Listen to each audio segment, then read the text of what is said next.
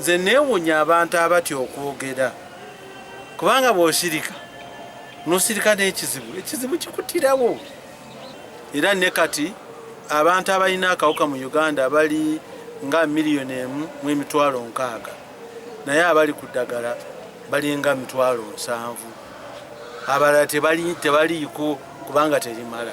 Ekyo kyekisooka. Ekyokubiri, eddagala lino bbeeyi yaalyo nzibu nene nnyo. Abantu bangi bwe banaafuna akawuka gavumenti naye ejja kutuleka, ekitegeeza nti tetujja kufuna ddagala. Ekyokusatu, eddagala lino lirina ebizibu bingi.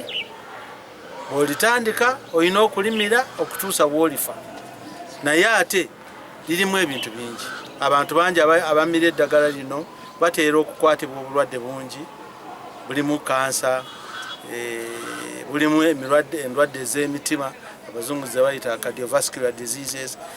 Lirimu ebintu bingi. N'olwekyo nsaba abavubuka mwekuume, oyagala okutuusa w'owasiza ofune omukazi oba omuwala ofune omusajja wo. Bino ebyokulowooza nti eddagala lyajja bikyamu kubanga eddagala lino si y'enkomerero y'obulwadde buno.